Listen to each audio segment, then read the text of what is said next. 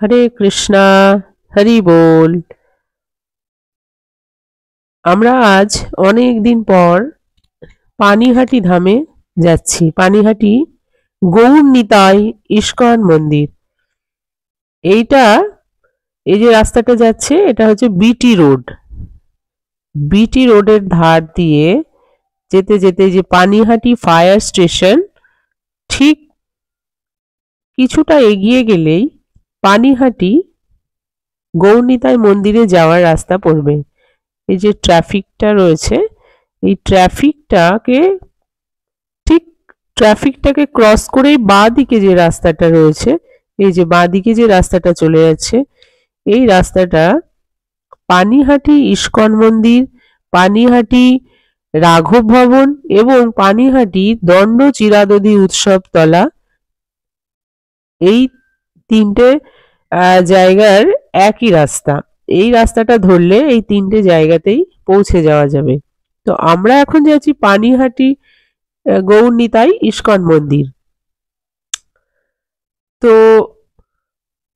শ্রীল ভক্তিচারু স্বামী গুরু মহারাজ বলছেন, অত্যন্ত প্রসিদ্ধ এই পানিহাটি গ্রাম রাঘব ভবনে বিরাজে গৌর ভগবান। রঘুনাথ দাস গোস্বামীর উদ্ধারের তরে দণ্ড মহোৎসব লীলা নিত্যানন্দ করে। তো এই পানিহাটি গ্রাম অত্যন্ত প্রসিদ্ধ এবং এটি একটি ধাম। রাঘব ভবনে গৌর ভগবান সর্বদা বিরাজ করে। গৌর ভগবান কথা দিয়েছিলেন যে 4টে জায়গাতে উনি সব সময় থাকবেন।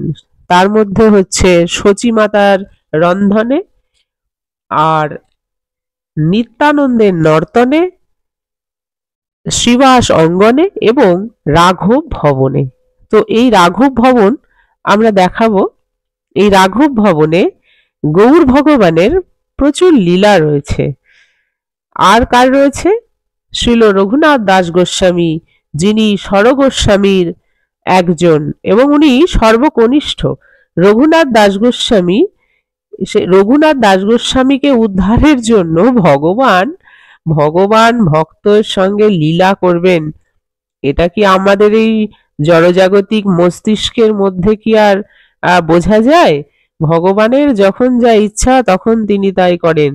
তার শুদ্ধ ভক্ত এই যে রঘুনাথ দাস গোস্বামী ছিলেন রতি মঞ্জরি। ব্রজলীলায় উনি ছিলেন রতি মঞ্জরি, অনেকে বলেন রসমঞ্জরি।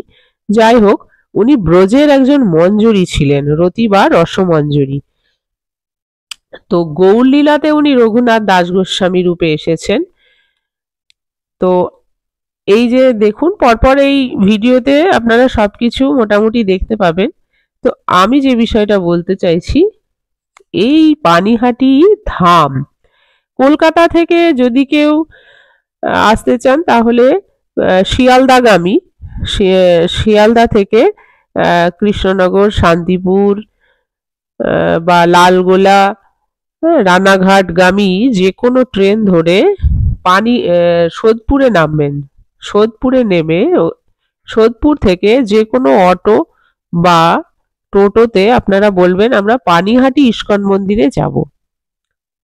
তো পানিহাটি ইস্কন মন্দিরে ওনারা 15 টাকা থেকে 20 টাকা ভাড়া নিয়ে আপনাকে পৌঁছে দেবে। তো খুব সহজেই পৌঁছে যাওয়া যায় এই পানিহাটি ইস্কন মন্দিরে। দণ্ড চিরাদধি তলাতে বছরে একবারই ওই বিশেষ দিনে ভগবানের সেবা করা হয়। আর ওই দিনটিকে স্মরণ করার জন্য বিশেষভাবে ভীষণ বড় এক অনুষ্ঠান হয়, যেখানে পৃথিবীর যে কোনো প্রান্ত থেকে সমস্ত গৌড়ীয় বৈষ্ণবরা এখানে উপস্থিত হন। তো এখানে ইস্কন মন্দির রয়েছে। ইস্কন মন্দিরে ঠিক দণ্ড চিরাদধি উৎসবের পাশেই ইস্কন মন্দির তৈরি হয়েছে, গৌর নিতাই মন্দির। এই গৌর নিতাই মন্দিরে সর্বদা ভগবানের সেবা চলছে। সেই ভোর 4:30 থেকে শুরু করে রাত 8টা পর্যন্ত ভগবানের সেবা পূজা অর্চন সবই হয়ে থাকে। আপনারা দর্শন করুন।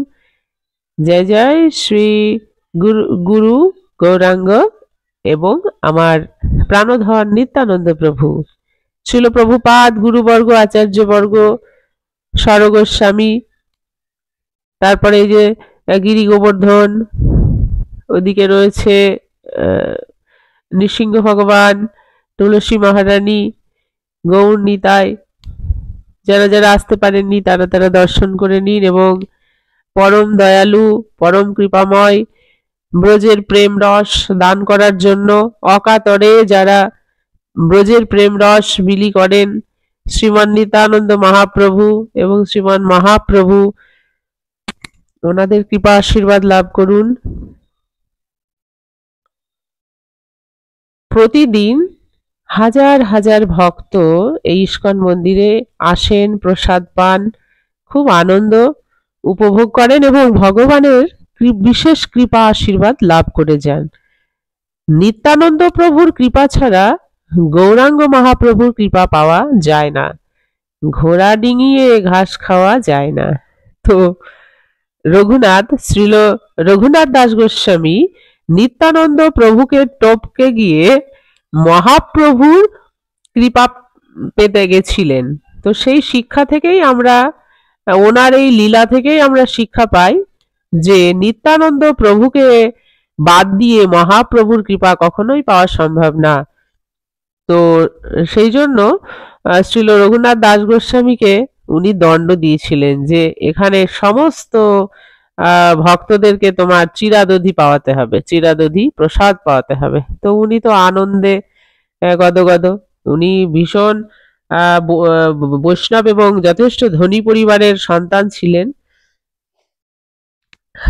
বর্ধমান থেকে, কলকাতা থেকে বর্ধমানের দিকে যে গাড়িগুলো যায়, মানে ট্রেনগুলো যায়, সেখানে আদি সপ্তগ্রাম বলে একটি স্টেশন আছে। আগে তার নাম ছিল 30 বিঘা, এখন নাম হয়েছে আদি সপ্তগ্রাম। সেই আদি সপ্তগ্রাম স্টেশন থেকে মোটামুটি প্রায় 1.5 মাইল দূরে শ্রীকৃষ্ণপুর বলে একটা গ্রাম আছে। সেখানে জমিদার হিরণ্য মজুমদারের ভ্রাতা গোবর্ধন মজুমদারের পুত্ররূপে শ্রীল রঘুনাথ দাস গোস্বামী উনি 1416 শতাব্দে জন্মগ্রহণ করেছিলেন।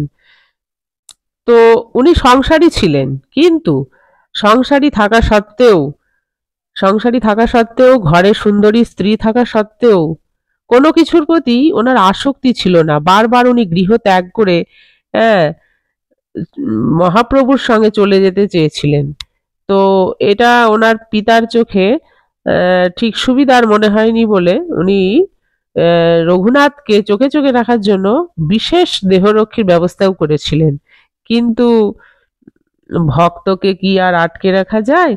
সে ঠিক পালিয়ে সবার চোখকে ফাঁকি দিয়ে মহাপ্রভুর সঙ্গে মিলিত হবার জন্য জগন্নাথপুরীতে উনি 1439 শতাব্দে, মাত্র 23 বছর বয়স তখন ওনার, উনি চলে যান। তো সেখানে মহাপ্রভুকে জগন্নাথপুরীতে 16 বছর সেবা করেন।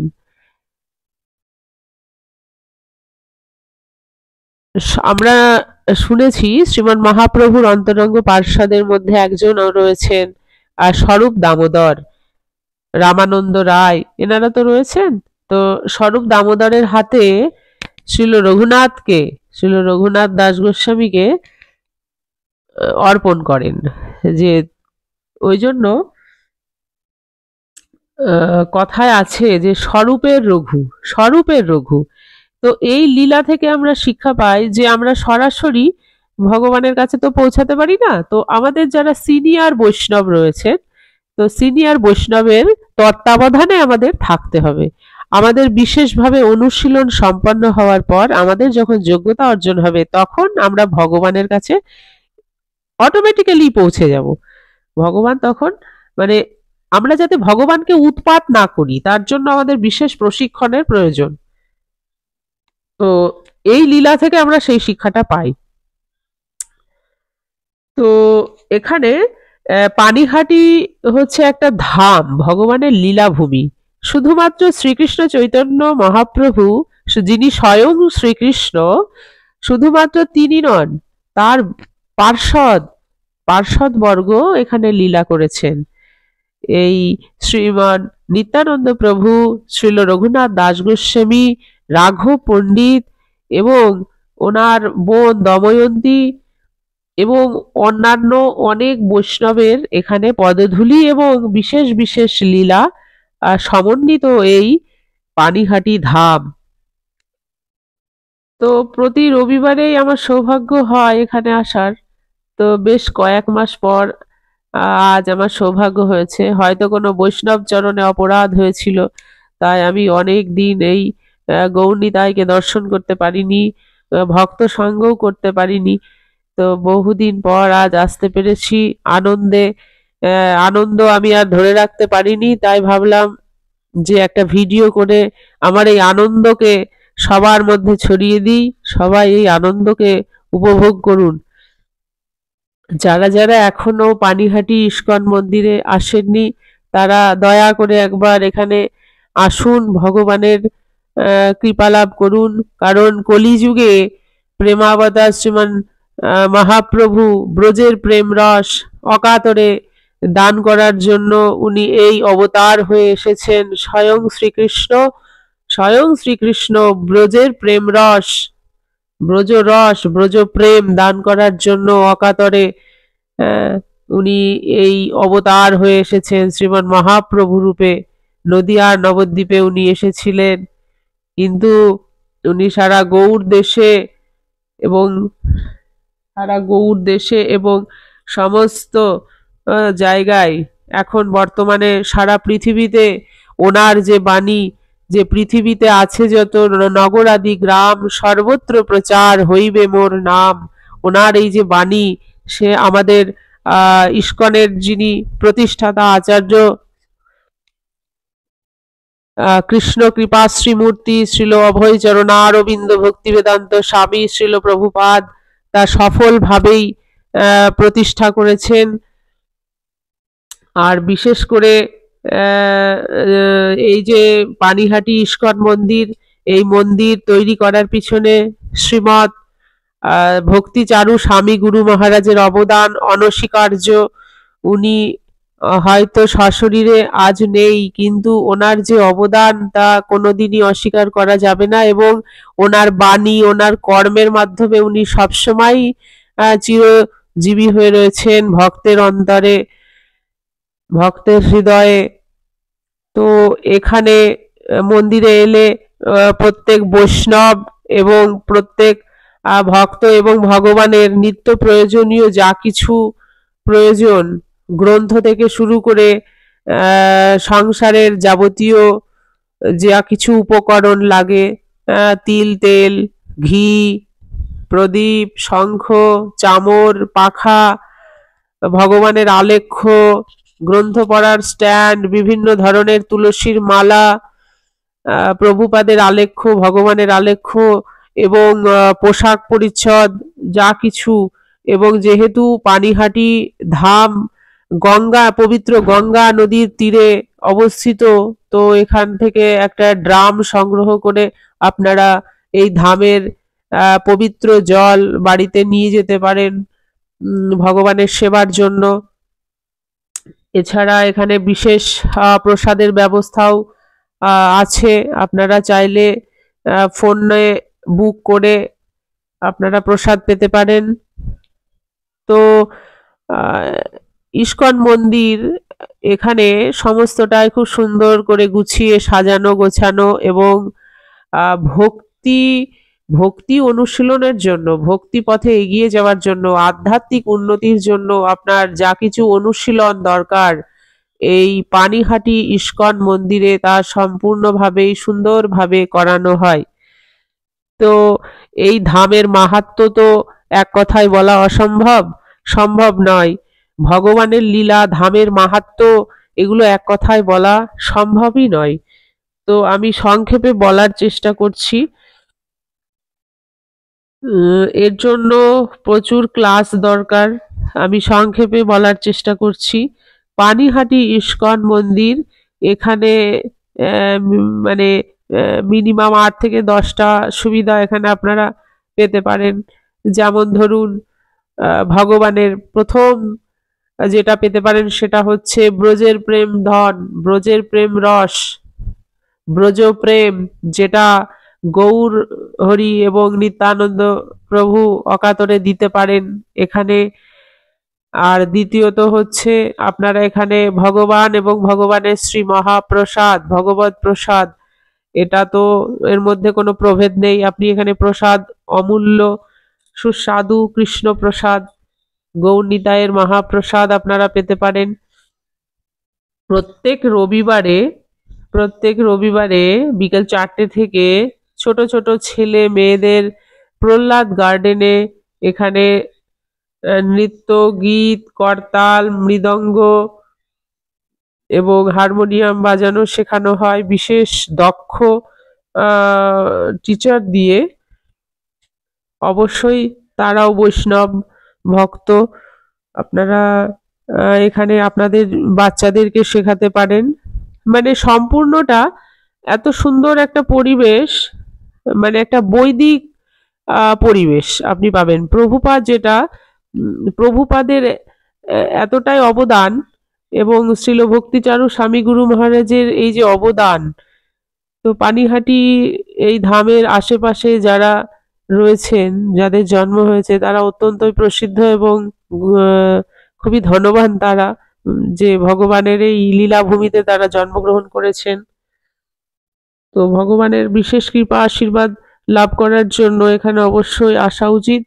একবার এখানে ক্ষেত্রপাল শিবও অবস্থান করেন, তারকেশ্বর, বাবা তারকেশ্বর এখানে রয়েছেন, ওনাকে প্রণাম করে কৃষ্ণ ভক্তি চাওয়া উচিত। সেটা আমাদের এখানে সুন্দরভাবে দেওয়াও আছে। ওহে ক্ষেত্রপাল শিব তুমি দয়াময়, কৃষ্ণ ভক্তি দেহ মোরে হইয়া সদয়। আপনি যে কোনো দেব দেবতার কাছে যদি প্রণাম করেন এবং যদি কিছু প্রার্থনা করতে হয়, তাহলে কৃষ্ণ ভক্তি প্রার্থনা করা উচিত, সেটাই শেখানো হচ্ছে। তো এখানে পবিত্র এই যে গঙ্গা নদী,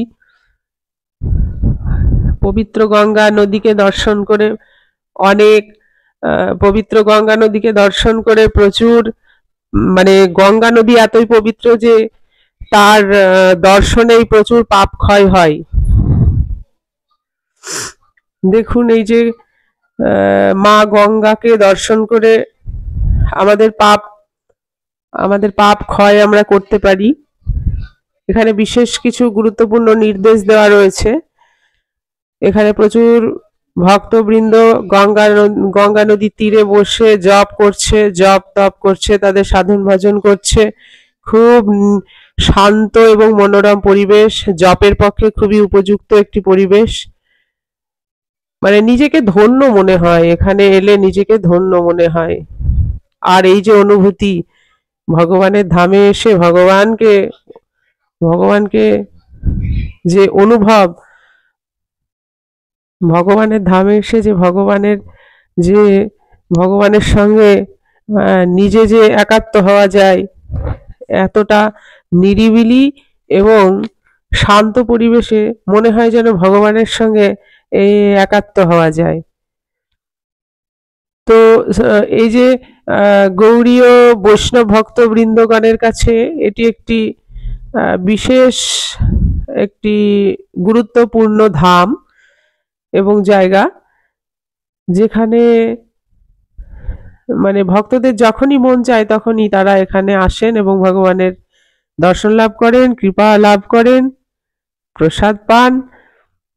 সম্পূর্ণটা আর কি আনন্দে আর কি মাতামাতি। তো এখানে আর ছোট ভিডিওর মাধ্যমে এত বেশি কিছু বলা সম্ভব হচ্ছে না। এই গঙ্গা নদীর ওপর দিয়ে এই যে জেটিগুলো যায়, ভেসেলসগুলো যায়, ঠিক গঙ্গার ওপারেই কোন্নগর ফেরিঘাট। তো নদীপথে আপনারা আসতে পারেন, কোন্নগর হয়ে যদি আসেন, কোন্নগর থেকে এই ফেরিঘাট পার হলেই মন্দিরে পৌঁছে দেয়। তো আমি রাঘব ভবন এবং দণ্ড চিরাদধি উৎসবতলা এই দুটো নিয়ে, এই যেহেতু আমরা প্রায় সন্ধ্যা হয়ে গেছিল, তো এই ভিডিওতে না, আমি আর একটা অন্য ভিডিওতে সুন্দরভাবে সেগুলোকে দেখানোর চেষ্টা করব। ততক্ষণে আপনারা সবাই ভালো থাকবেন। অবশ্যই একবার এই পানিহাটি ইস্কন মন্দিরে আসুন। সকলকে সাদর কৃষ্ণ ভাবনাময় সাদর আমন্ত্রণ, সুস্বাগতম। শ্রীল প্রভুপাদ, শ্রীমান নিত্যানন্দ প্রভু এবং শ্রীমান মহাপ্রভুর এবং শ্রীল রঘুনাথ দাস গোস্বামী এনাদের কৃপা লাভ করার জন্য অবশ্যই আসুন।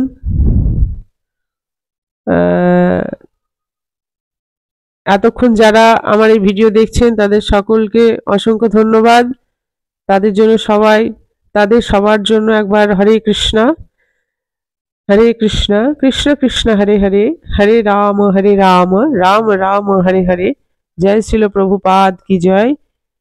আচ্ছা দেখুন তো, এই যে যিনি আসছেন একজন, এনাকে চিনতে পারেন কিনা দেখুন তো, ইনি কে?